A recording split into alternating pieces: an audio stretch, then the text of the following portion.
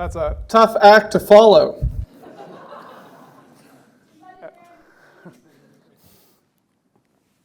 So my name's Barend Dronkers. I'm with Rewatt Power, and I'm going to be talking to you about how we can help utilities rapidly pilot and then scale up solutions for a clean and very affordable, hopefully, grid. And the way we're going to be doing that with Rewatt Power is to use a collective innovation process that involves the utility working hand in hand with its customers to come up with solutions.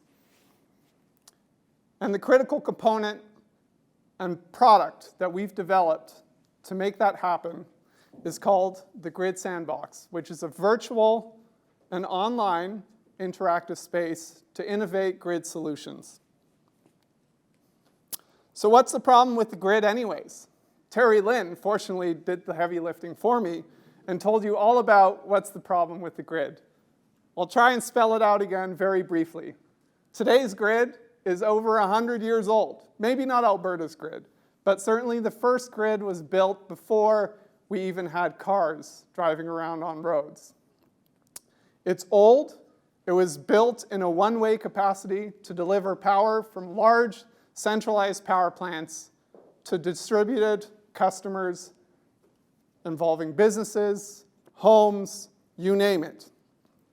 But as so happens, today's grid is not sufficient for tomorrow's needs, or rather maybe even today's needs in a lot of places. Today's needs and the future needs involves many more loads distributed, like electric vehicles plugging in and heat pumps taking the place of gas furnaces in many states and provinces. And even the recent government of Canada agrees. They announced $250 million to help replace propane and oil furnaces with electric heat pumps. So what does that mean?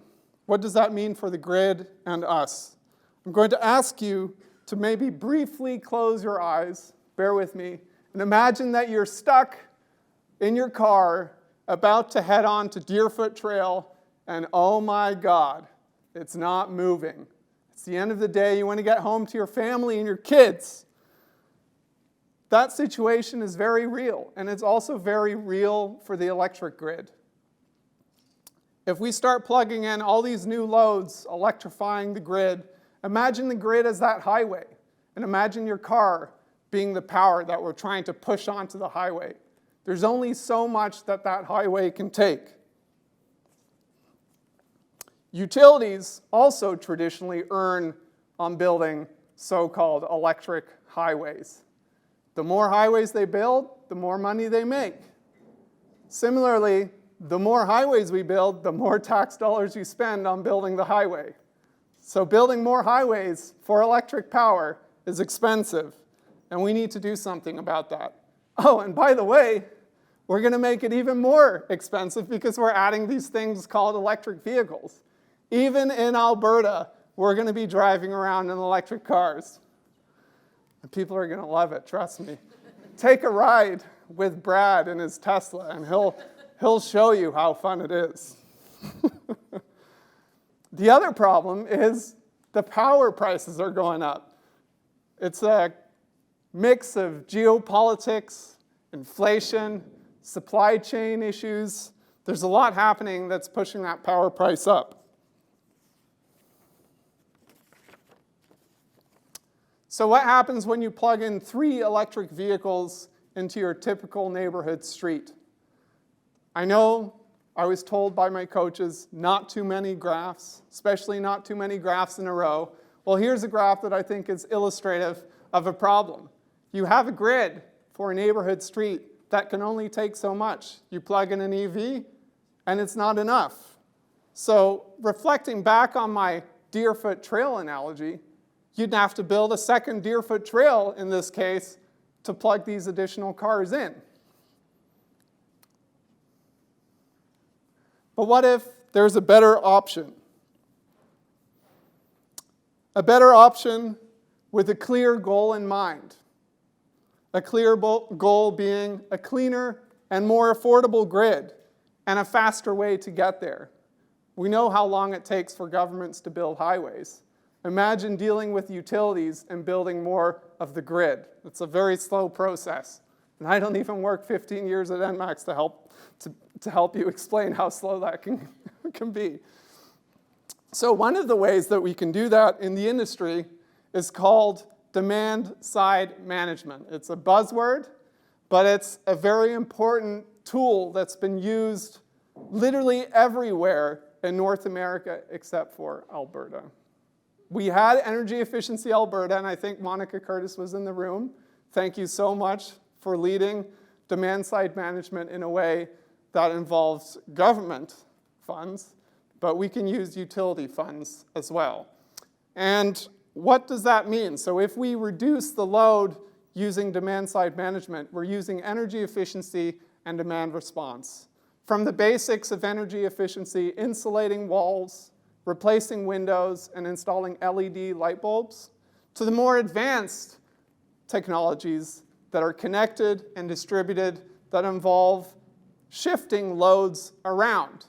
So again, back to the Deerfoot Trail analogy, what if folks with an even-numbered license plate got a little incentive to leave work half an hour early, and the odd-numbered license plates to leave half an hour later, again with a small incentive?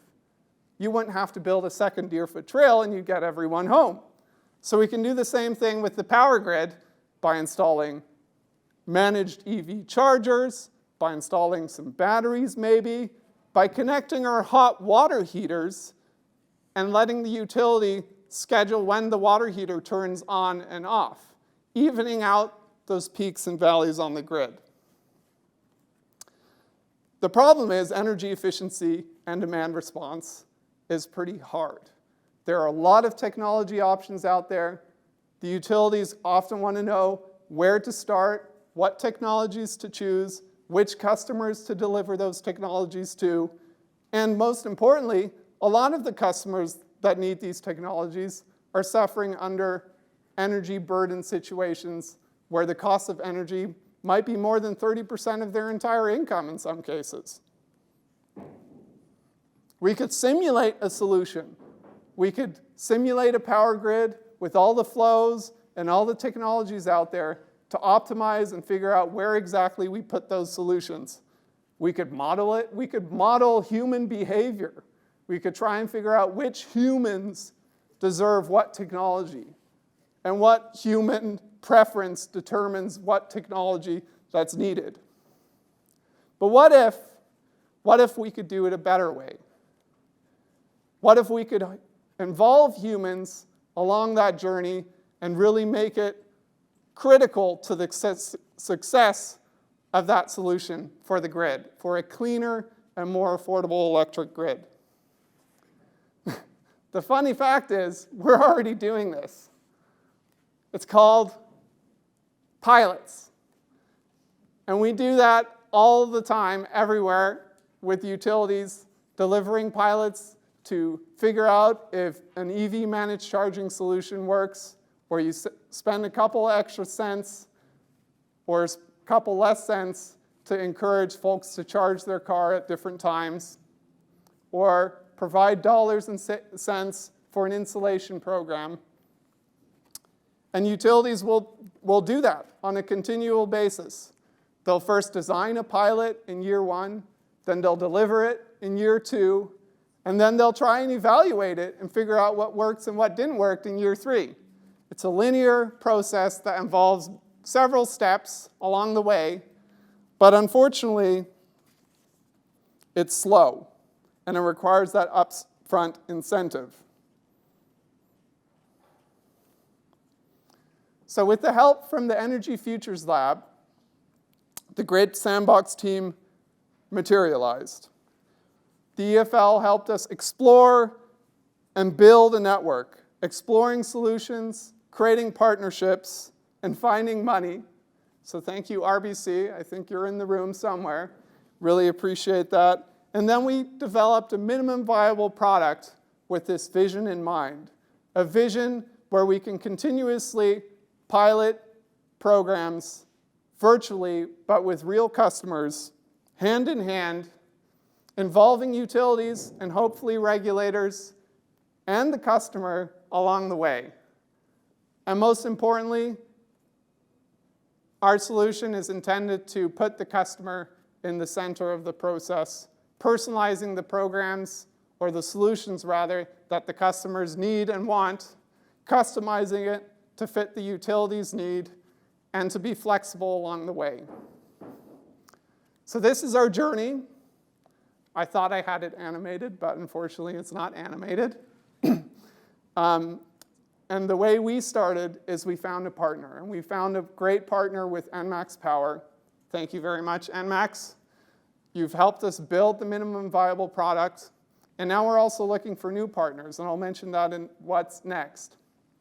But after finding the partner, we onboarded customers. So in our initial pilot, we've now onboarded 8 customers, and we're learning about their preferences, and these customers are learning about how they use their energy, what their carbon footprint is, how they're using their energy, and what the cost is. So we're creating virtual bills for those customers, and we're now, hand in hand, in step 4, working with NMAX to develop virtual programs that we can tweak with NMAX and push out to the customer, test, and then iterate. And one phrase that I really, really love is fail forward. So with virtual Sandbox, it's really easy to fail, and there's a low consequence to failing. We'll just tweak what we deliver to them, to the customer, and with NMAX, and then we learn the lesson and then fail forward so that we don't make that same mistake again. So what we're doing today and what we've accomplished today is we've built a minimum viable product, an MVP. It's live, up and running at gridsandbox.com. Tomorrow, we'll be working on version 1.0, and that's actually already happening today. We're working on it. We're looking at customer focus. How can we make the customer experience as amazing and easy to use as possible? And then later, we've got our eyes set on what could version 2.0 look like, involving and using machine learning to develop recommendation engines for what type of solutions the customers need and want, and what the utility can then push out to them. So what do we need? We need you, as Uncle Sam said. We need equity, we need funding, we need software developers, because right now, there's one person in this room, Tarun, right over there. He's the man, he's built our MVP for us, but we need a bigger team to really make this happen and scale it up. And then thirdly, we need more utility partners and city partners, because I think there's a real opportunity for utilities and cities in the same jurisdiction to work together to pilot programs through the Grid Sandbox. So if you want to come reach us later on in a discussion, that would be awesome to have you join. These are our contact details, and thank you so much for listening to my presentation.